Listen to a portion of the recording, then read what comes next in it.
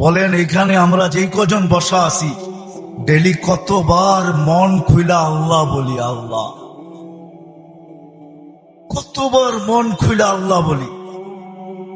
আল্লাহ যদি জিজ্ঞাসা করে তুই আমাকে এরকম করে ডাকিস কেন, তো আমি ভিতর থেকে যেন জবাব দিতে পারি, মালিক 24 ঘন্টা তোমার অক্সিজেন নেই, 1 টাকা বিলও তুমি নাও না। অথচ আমরা 2020-এ দেখছি এখনো মিডিয়ায় থাকতে পারে ঢাকার এক হাসপাতাল মাত্র আধা ঘন্টা অক্সিজেন দিছে আর 84,000 টাকা বিল বানাইছে, আর আমরা 24 ঘন্টা অক্সিজেন নেই। তুমি একবারও আমাদের থেকে বিল নাও না বা চাও না। আমার মন চাইলো তোমাকে আমি একবার মন বইরা আল্লাহ বইলা ডাকি। 3 দিন পর্যন্ত ঘরে পানি ব্যতীত কিচ্ছু নাই। 3 দিন চলতেছে ঘরের অবস্থা, শুধু পানি আছে আর কিচ্ছু নেই। 4র্থ দিন সকালে ঘরের অভিভাবক বাহির হইতেছে আর বলতেছে দোয়া করো আজকে যেন কিছু মিলে। কিন্তু যখন সন্ধ্যায় ফিরতেছেন ওই দিনও কিচ্ছু মিলে নাই, ওই দিনও কিচ্ছু মিলে নাই। কিন্তু ঘরের মহিলা বারবার রাস্তা দেখতেছেন যে আজকে কিছু মিলবে হয়তো। কিন্তু সন্ধ্যাবেলা যখন ঘরের পর্দা উঠায় দেখতেছেন আসতেছে, কিন্তু চেহারাটা মলিন, হাত দুইটা খালি। নাম পরে বলবো আমি। যখন একবারে ঘরের কাছে চলে আসছে, এখন আর আওয়াজ পর্দা নষ্ট হবে না, তো আওয়াজ দিছেন আলী। বুঝছেন তো? আলী রাদিয়াল্লাহু তাআলা আনহুর কথা বলতেছি। ফাতেমা রাদিয়াল্লাহু তাআলা আনহা আওয়াজ দিছেন আলী। তো চোখে চোখ পড়ছে, তো জিজ্ঞাসা করছে চেহারা মলিন কেন?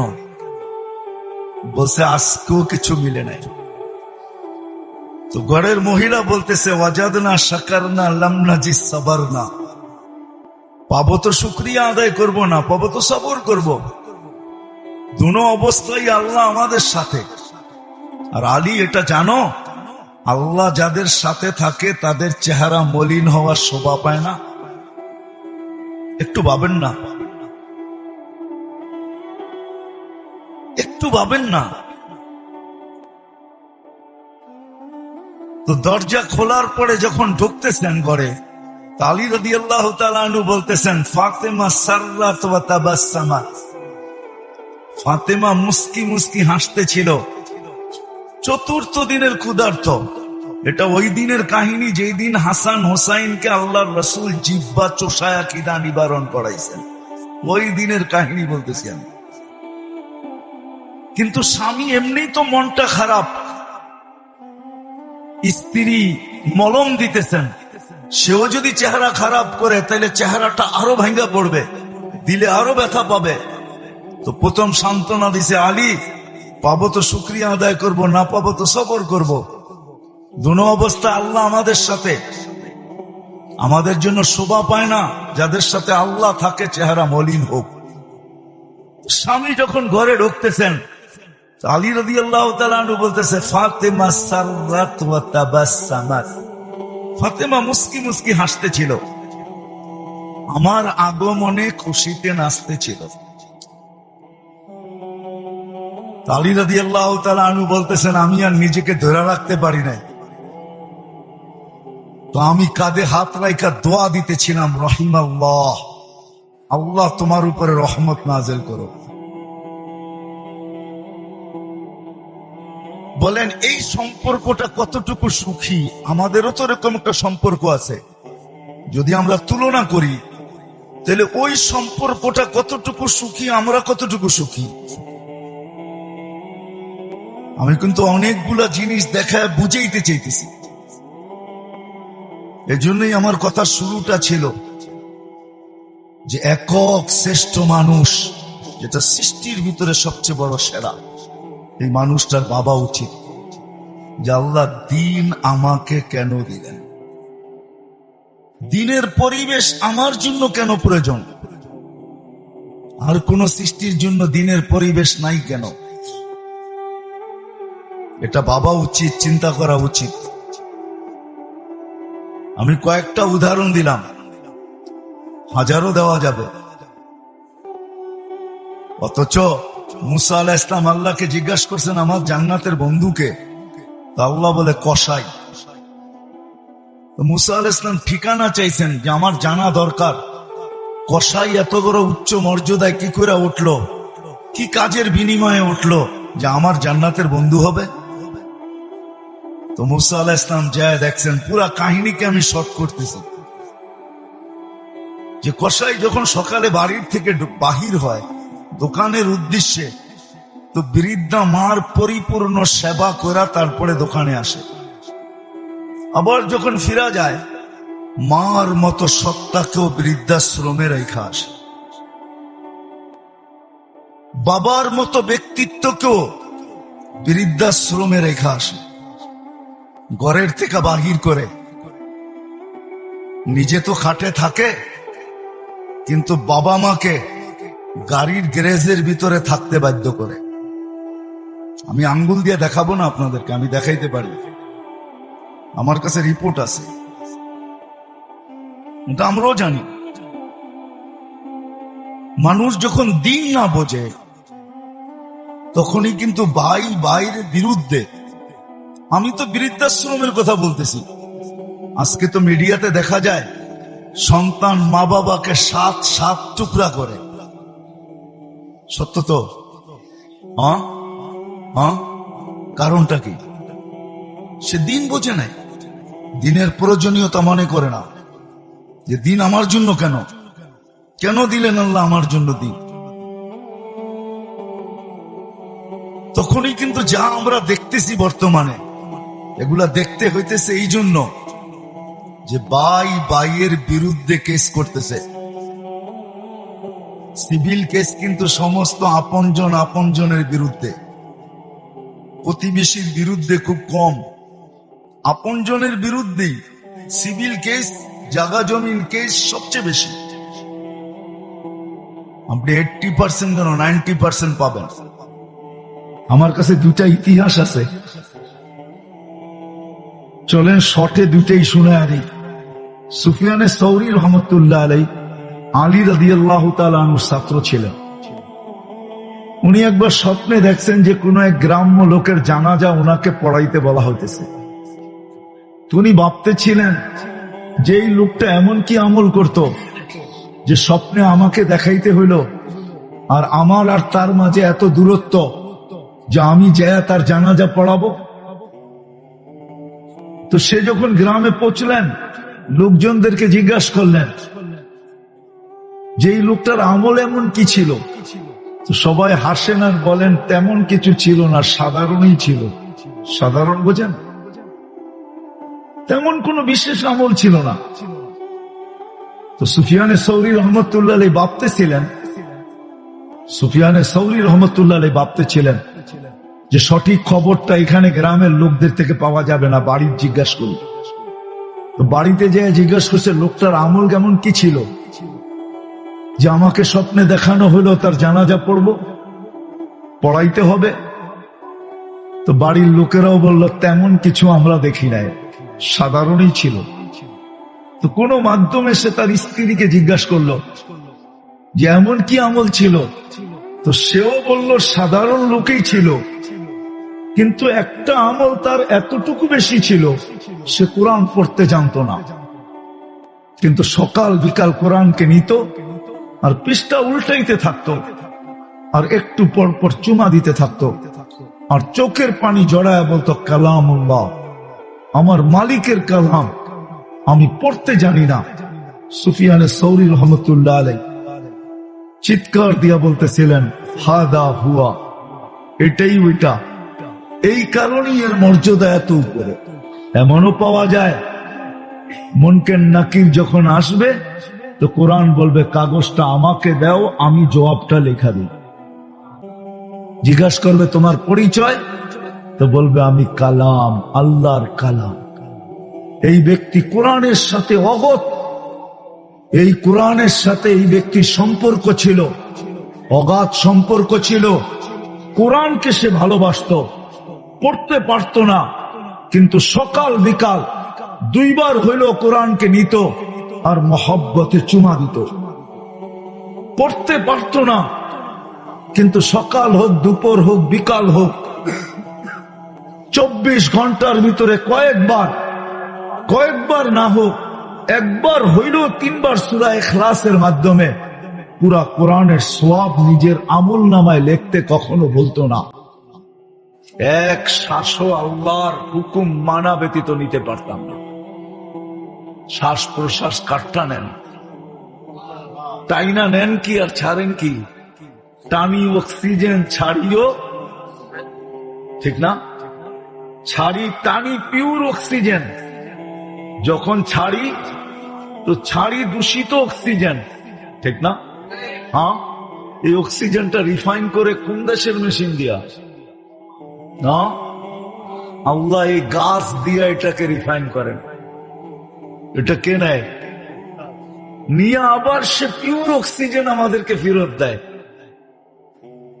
তো অক্সিজেন আল্লাহ নিবেন 24 ঘন্টা, আর আপনি আল্লাহর বিরুদ্ধে ভাববেন, আল্লাহর বিরুদ্ধে বলবেন, আল্লাহর বিরুদ্ধে লেখবেন, যেমন খুশি তেমন মন জীবন চালাবেন।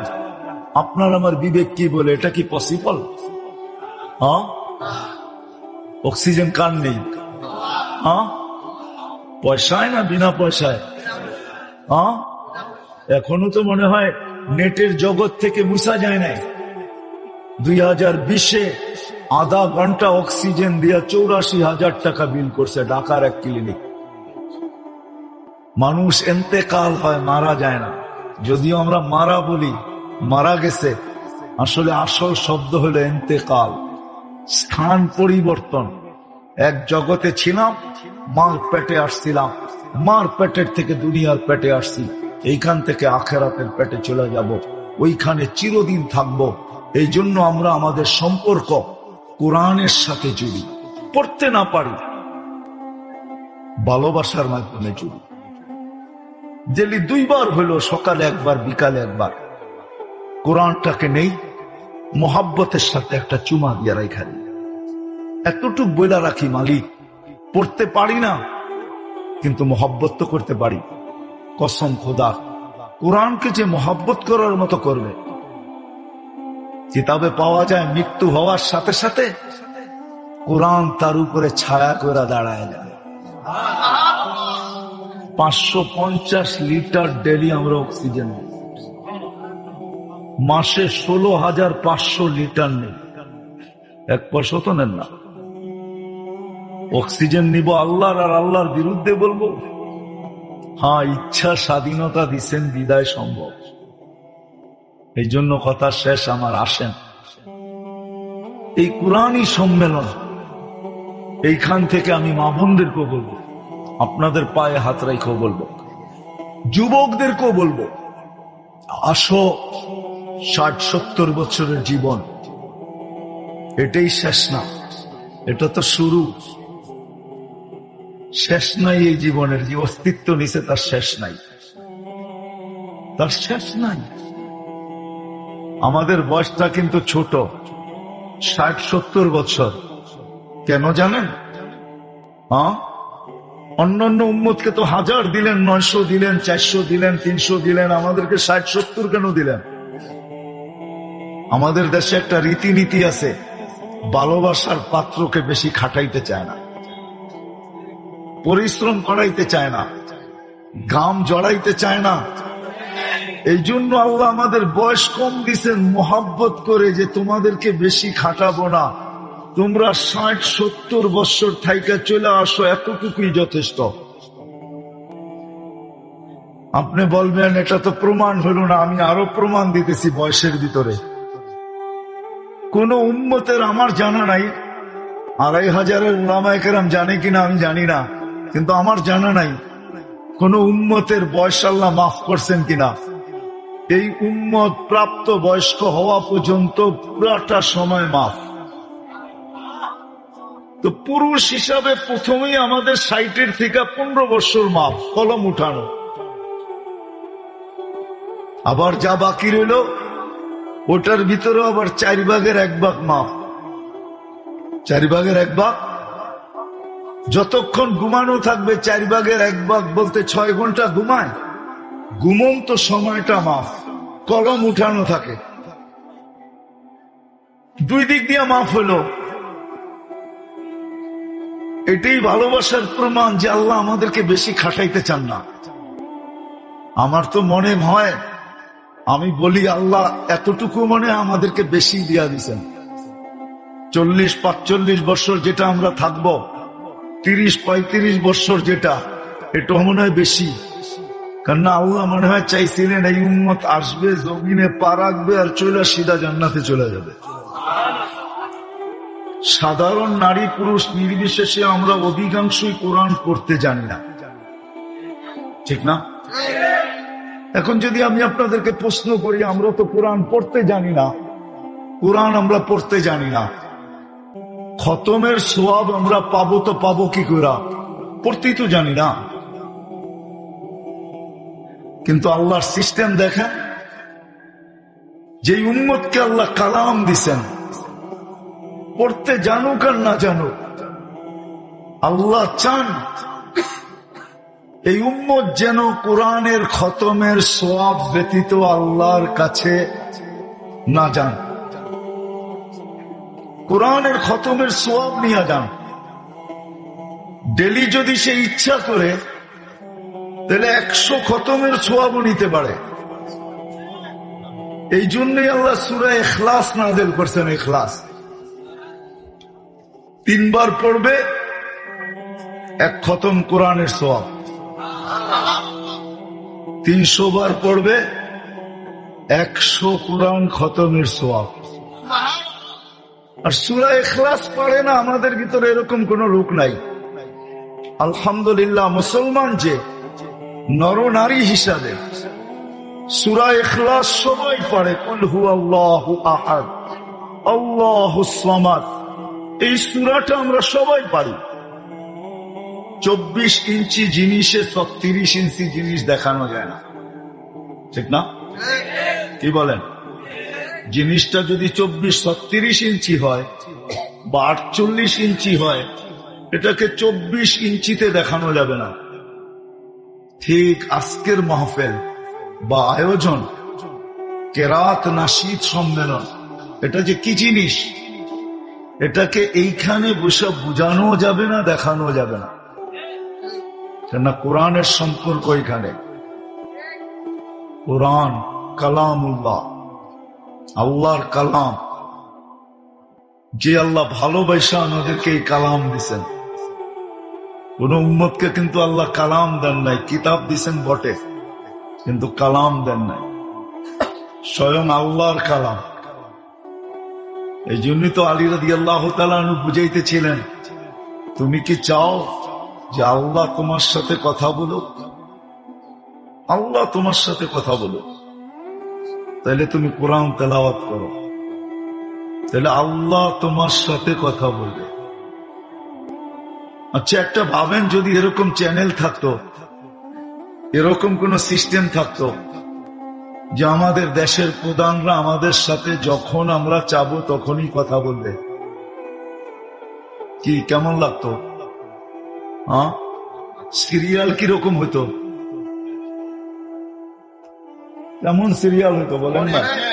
হ্যাঁ, মনে হয় কেউ ঘন্টার পর ঘন্টা অপেক্ষা করতে থাকতো, ঠিক না? হ্যাঁ, যে আমার সিরিয়ালটা কখন আসবে, আমি রাষ্ট্রপ্রধানের সাথে কথা বলবো, উনি আমার সাথে কথা বলবে, আমার রিংটা ঢুকতে দেরি, উনি হ্যালো বলতে দেরি করবে না। আল্লাহর কালাম হলো ওই কালাম যে যখন পড়তে থাকে তখন আল্লাহ স্বয়ং তার সাথে কথা বলতে থাকে। কারীরা যতক্ষণ পড়তেছিল, কারী পড়তেছিল না, আল্লাহ কারীর সাথে কথা বলতেছিল। কালামুল্লাহ, কালাম এটাই বুঝায়। এই জন্য আমি শেষ জায়গায় চলে আসছি, দোয়াও হয়ে যাবে। আসেন